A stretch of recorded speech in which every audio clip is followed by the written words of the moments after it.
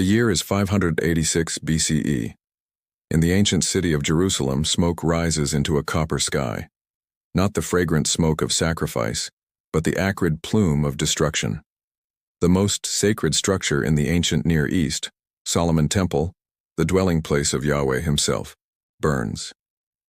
Inside, gold melts and runs like water between the stones.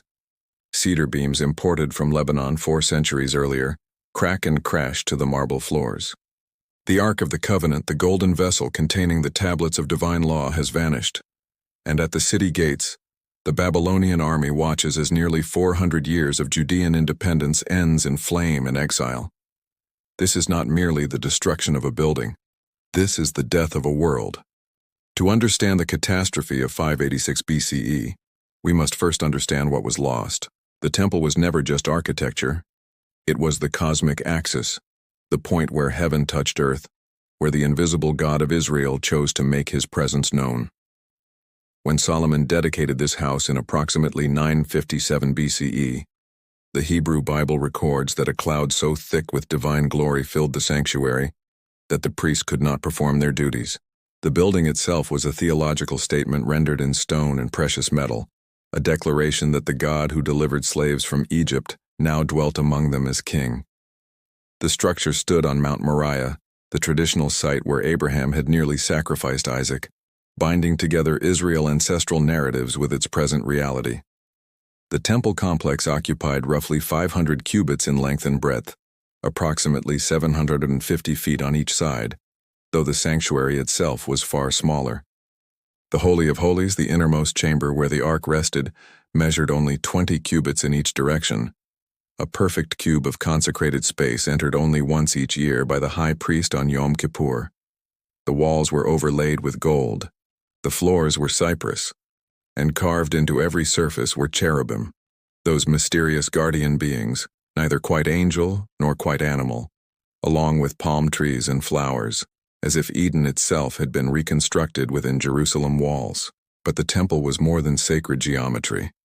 It was the economic engine of the kingdom, the repository of national wealth, and the center of political power. Kings were crowned here. Treaties were sealed here. The royal treasury adjoined the temple treasury, and the line between religious authority and political sovereignty was gossamer thin. The priesthood, descended from Aaron through Zadok, held influence that rivaled and sometimes exceeded that of the monarchy itself. The daily rituals, the morning and evening sacrifices, the burning of incense, the changing of the showbread, were state functions as much as religious duties. When the temple functioned, Judah functioned. When it fell, everything fell with it. The seeds of destruction were planted long before Nebuchadnezzar's army arrived at Jerusalem walls. They were sown in the soil of international politics, in the fatal miscalculations of Judean kings who believed they could navigate the treacherous currents of Near Eastern power politics through cleverness and shifting alliances. To understand 586, we must return to 609 BCE, to the death of King Josiah at Megiddo. Josiah had been the great reformer, the king who rediscovered the Torah scroll hidden in the temple during renovations and launched a sweeping campaign to purify Judean worship. He destroyed the rural high places where people had worshipped Yahweh, alongside local deities. He centralized all legitimate worship in Jerusalem. He even pushed north into the former territories of Israel, which had fallen to Assyria in 722 BCE, attempting to reunify the fractured kingdoms under a single crown and a single cult. Josiah's reforms were ambitious, nationalistic, and deeply religious. They were also built on a foundation of wishful thinking about Judah's place in the world. In 609 BCE, Pharaoh Necho II of Egypt marched north to aid the dying Assyrian Empire against the rising power of Babylon. Josiah, perhaps believing that Judah's future lay in opposing Egypt, perhaps simply unable to allow a foreign army to march through his territory unchallenged, met Necho at Megiddo. The battle was brief.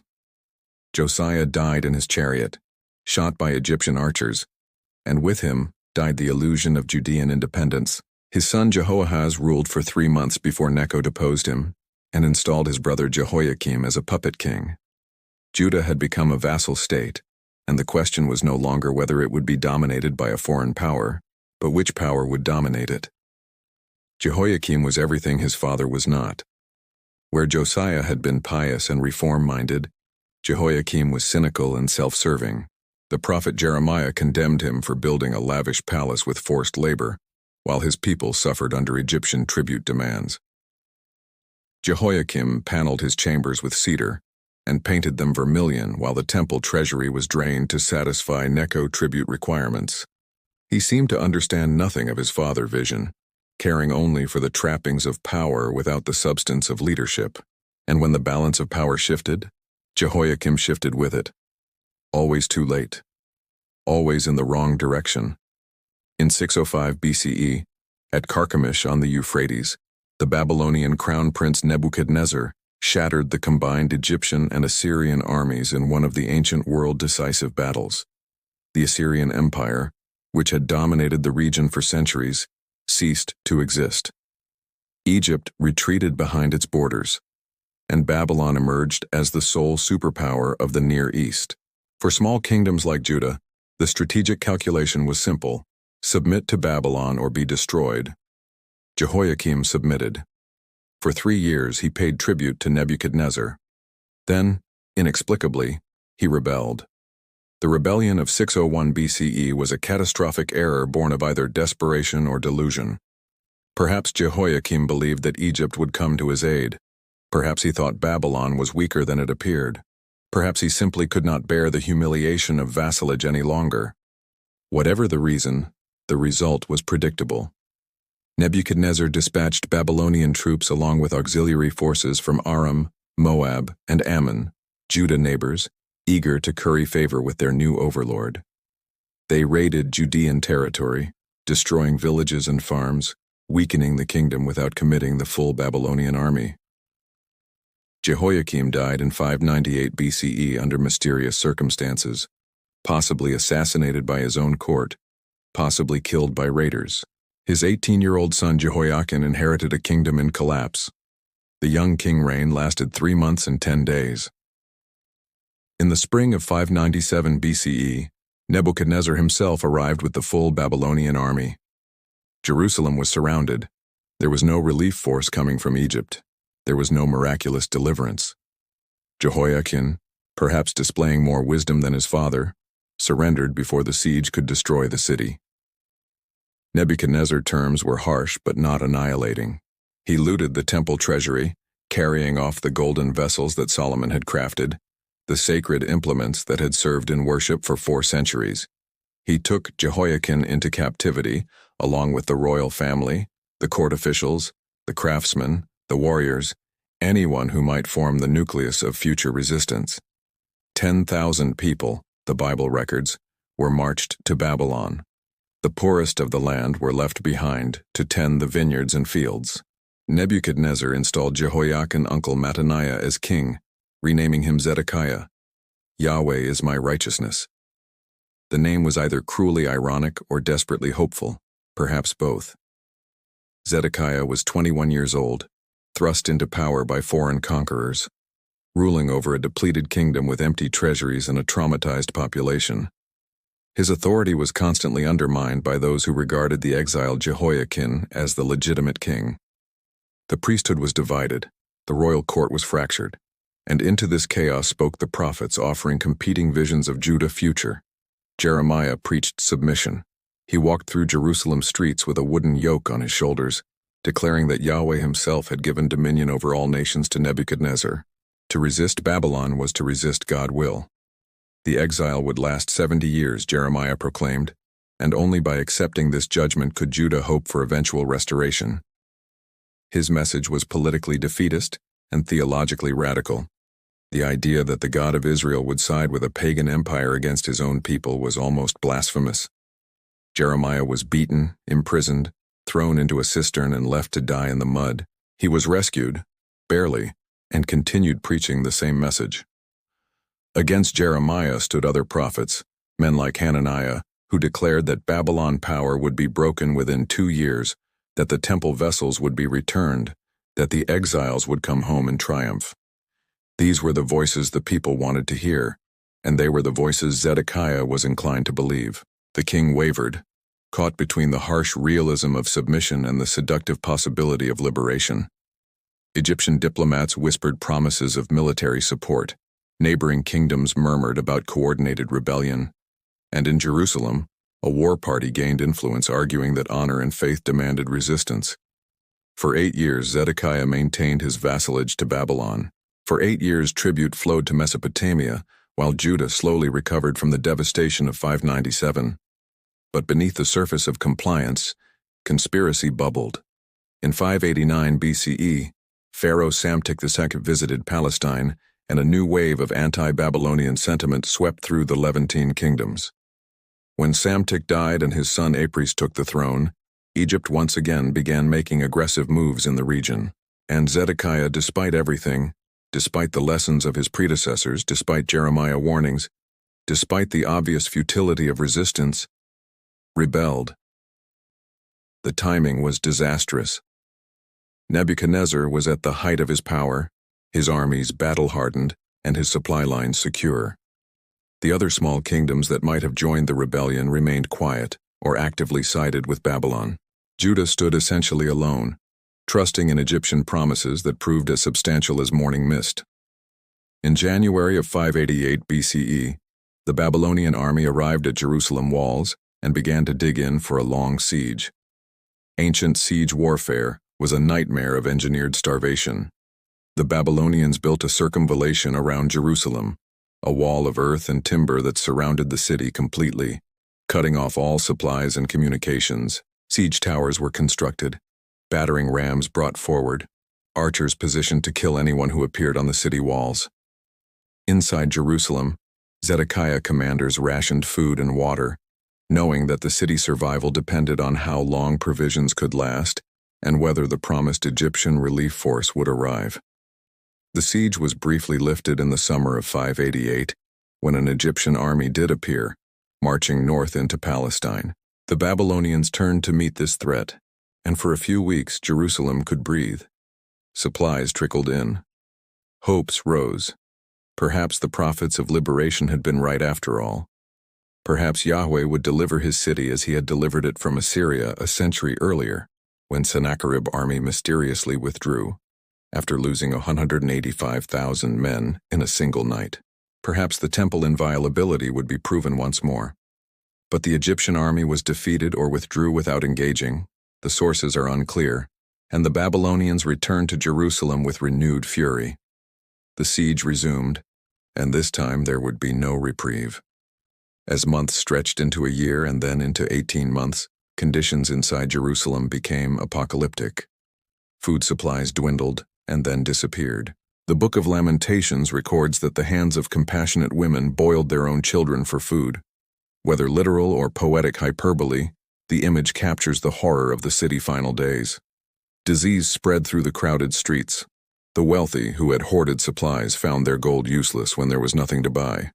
Bodies piled in the streets, too many to bury, and the living became walking skeletons who barely had the strength to man the walls. Jeremiah, imprisoned in the court of the guard by Zedekiah's order, continued to preach his message of submission. His persistence seems almost superhuman. Even as the city starved, even as the Babylonian rams beat against the walls, he proclaimed that surrender was the only path to survival. Those who left the city and gave themselves up to the Babylonians would live, he declared. Those who remained would die by sword, famine, or plague. It was a message of collaboration, of what we might call treason, and it earned him the murderous hatred of Jerusalem defenders. That Zedekiah kept him alive at all suggests either a lingering respect for prophetic authority or the king's own deep uncertainty about the course he had chosen. By July of 586 BCE, after 18 months of siege, the city defenses finally cracked. The Babylonians breached the northern wall, the most vulnerable point in Jerusalem fortifications. The defenders, weakened by starvation and disease, could not hold the gap. Babylonian troops poured into the city as night fell. In the darkness and chaos, Zedekiah attempted to escape. He gathered what remained of his army and fled through a gate near the royal gardens, hoping to reach the Arabah and from there cross the Jordan to relative safety in the wilderness. But the Babylonians had anticipated this. Their forces intercepted Zedekiah's party near Jericho, in the plain where Joshua had once brought down the walls with trumpet blasts and shouts of faith. There would be no miracle this time. Zedekiah was brought to Nebuchadnezzar at Riblah in Syria, the Babylonian headquarters for the campaign. What transpired there was calculated brutality designed to destroy not just a rebel king, but the very symbol of Davidic monarchy. Zedekiah was forced to watch as his sons were executed before his eyes, the royal line cut down in front of the man who had failed to preserve it. This was the last thing Zedekiah would ever see.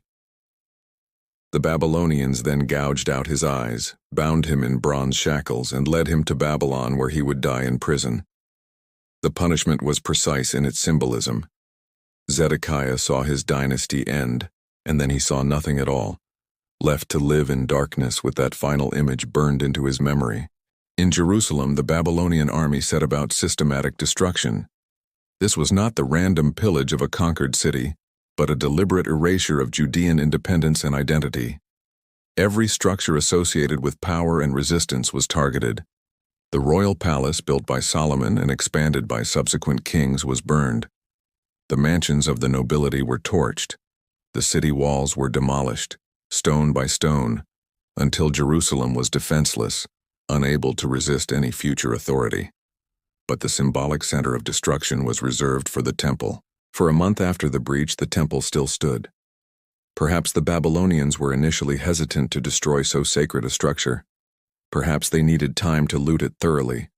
Or perhaps Nebuchadnezzar wanted the survivors to understand fully what was about to happen, to grasp that no sanctuary would protect them, that even the house of their God could not stand against Babylon wrath. In mid-August, Nebuzaradan, the captain of the Babylonian guard, entered the temple precincts with his troops. The looting was methodical. Everything of value was catalogued and removed. The bronze pillars that stood at the temple entrance, named Jachin and Boaz, each weighing tons, were broken up for transport. The bronze sea, the enormous basin that held water for priestly purification, was dismantled. The 10 bronze stands, the shovels, the snuffers, the dishes, the basins, all the implements of worship were taken. The gold that overlaid the walls was stripped away. The silver was confiscated. When everything portable was removed, when the temple had been reduced to its naked stone skeleton, the Babylonians set it on fire. Cedar burns hot and fast. The smoke would have been visible for miles, a dark pillar rising from Mount Moriah. Inside the sanctuary, temperatures climbed high enough to crack the stone. The roof collapsed, sending burning timbers crashing down. The curtain that separated the holy place from the Holy of Holies, the veil that marked the boundary between the human and the divine, burned away. For the first time in 4 centuries, the inner sanctum lay exposed to the sky, and the Ark of the Covenant, the golden box containing the tablets Moses brought down from Sinai, was gone. Whether the Babylonians took it, whether it was hidden by priests before the siege, whether it was destroyed in the flames, the sources are silent, and the mystery would haunt Judaism for the next 2,500 years. The destruction of the temple destroyed more than a building. It destroyed a theological framework. The covenant between Yahweh and David promised that a descendant of David would sit on the throne in Jerusalem forever. The temple was the guarantee of that promise, the physical manifestation of God's presence with his people. Now the temple was rubble. The Davidic king was blind and imprisoned in a foreign land. The promises seemed void. If Yahweh dwelt in the temple, where was he now? Had he been defeated by the gods of Babylon? Had he abandoned his people? Or had he himself become the instrument of their destruction, as Jeremiah had insisted, wielding the Babylonians as the sword of divine judgment? These were not academic questions. They were existential crises that threatened to dissolve Judean identity entirely. Throughout the ancient Near East, when a people were conquered and their temples destroyed, they typically assumed their gods had been defeated. The natural response was to adopt the gods of the victors, to acknowledge the superior power of Marduk or whatever deity had proven stronger. The destruction of Jerusalem should have meant the end of Yahwism, the disappearance of this small nation peculiar monotheistic faith into the vast syncretistic sea of Babylonian religion. That this did not happen is one of the most consequential facts in human history. The Babylonians deported a second wave of exiles after the temple destruction, taking more of the population to Mesopotamia. The numbers are debated. The Bible gives various figures ranging from several thousand to tens of thousands, but the effect was to hollow out Judean society. The educated, the skilled, the potentially rebellious were removed. What remained was largely a peasant population without leadership or organization.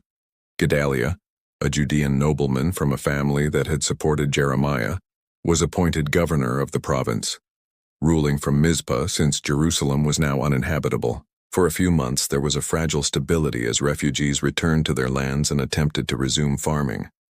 But even this last remnant of autonomy was destroyed when Gedaliah was assassinated by Ishmael, a member of the royal family who saw the governor as a collaborator.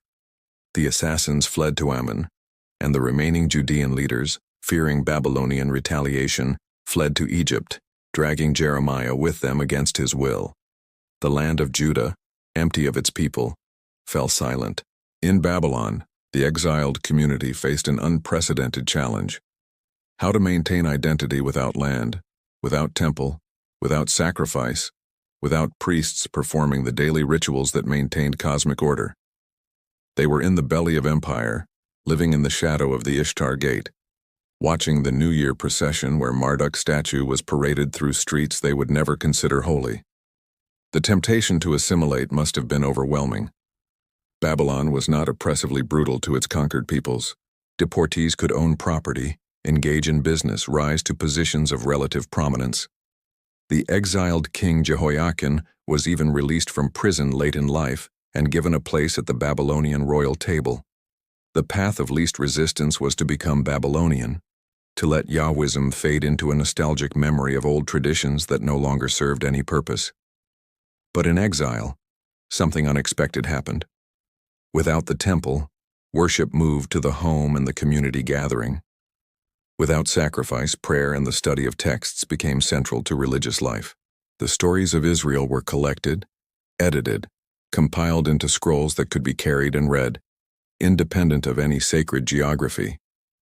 The Sabbath, previously one observance among many, became the defining marker of Jewish identity, a portable sanctity that required no temple or priests. Circumcision likewise became an indelible sign of covenant relationship that no conqueror could erase. The faith did not die. It transformed, becoming something that could survive without the very things that had once seemed absolutely essential. The prophets who spoke to the exile offered a radical reinterpretation of catastrophe. Ezekiel, exiled in the first deportation of 597, reported visions of the divine glory departing from the temple before its destruction, departing reluctantly, in stages, as if Yahweh himself was torn by the necessity of abandoning his house. But the glory did not disappear. It followed the exiles to Babylon. The presence of God was not bound to Jerusalem. In a world where every other people believed their gods lived in temples and could be captured when cities fell, this was revolutionary. Yahweh was portable. Yahweh was with his people in Babylon, and Yahweh would in time bring them home. 2nd Isaiah, the anonymous prophet whose words were appended to the scroll of Isaiah during the exile, proclaimed an even more audacious message. Babylon itself would fall. The God of a ruined city and a scattered people would judge the empire that seemed invincible. More than that, the exile was not an end, but a refinement, a process by which Israel would be purified and prepared for a new purpose. They were to be a light to the nations, witnesses to the reality of the one God who ruled all peoples and could not be confined to any single place or nation. The destruction of the temple in this view was not defeat but transformation, making possible a universal vision that a successful, territorial religion never could have achieved. For 70 years, as Jeremiah had predicted, the exile continued. Nebuchadnezzar died and was succeeded by lesser kings. The Babylonian Empire grew complacent, believing its power eternal. And then, in 539 BCE, Cyrus the Great of Persia conquered Babylon without a battle, entering the city as a liberator rather than a destroyer. Cyrus' policy toward conquered peoples was the opposite of Babylon. He allowed deportees to return to their homelands, to rebuild their temples, to worship their own gods. In 538 BCE, he issued a decree permitting the Jews to return to Jerusalem and reconstruct the Temple of Yahweh. The return was anticlimactic. Most of the exiles chose to remain in Babylon, where they had built lives and businesses over 2 generations. Those who did return found Jerusalem still largely in ruins, the land occupied by those who had never left and by foreigners who had moved in during the vacancy. The rebuilding of the temple proceeded in fits and starts, hampered by poverty, opposition from neighboring peoples, and the community internal divisions. The foundation was laid in 536 BCE, but the work stalled. When it finally resumed under prophetic encouragement from Haggai and Zechariah, the results were modest. The Second Temple, dedicated in 516 BCE, was larger than Solomon but far less magnificent. The ark was gone, never to return. The divine glory did not visibly fill the sanctuary as it had at Solomon's dedication. Old men who had seen the first temple wept at the sight of its pale successor. Yet this second temple, built from the ashes of the first, would stand for nearly 6 centuries. It would be renovated and expanded by Herod the Great into one of the wonders of the ancient world. It would be the temple where Jesus taught, and the temple that would burn again in 70 CE when Rome destroyed Jerusalem, and the patterns established in the Babylonian exile, the synagogue, the centrality of Torah, the portable nature of Jewish worship and identity. These would allow Judaism to survive even the destruction of the Second Temple to persist through 2 millennia without land or sovereignty, preserving an unbroken chain of tradition from Sinai to the present. The destruction of Solomon's Temple in 586 BCE was an ending and a beginning. It ended the age of the First Temple, the centuries when Israelite religion was tied to a specific place and mediated through sacrifice and priestly ritual. It began the long transformation into Judaism, as a religion of the book, portable and resilient, capable of surviving any disaster because its core was not in buildings, but in texts, practices, and the covenant relationship between a people and their God. The catastrophe that should have ended the faith instead universalized it, making possible its survival into an age when every other ancient Near Eastern religion had disappeared into history. Standing among the ruins observing the blackened stones and the empty space where the ark once rested, one might have reasonably concluded that the story of Israel had ended, that this small people, peculiar insistence on worshiping one invisible God, had proven a fatal disadvantage in a world of empires and power. But history moves in strange ways, and sometimes destruction is the seed of transformation. The temple burned in 586 BCE, but from those flames emerged something that would outlast every empire that caused its destruction, a vision of divine presence that no fire could consume, no sword could cut, no exile could extinguish. The glory had departed, but it had not disappeared. It was merely waiting, in the words of exiled prophets and the hope of scattered refugees, to return in forms that those who built the first temple could never have imagined.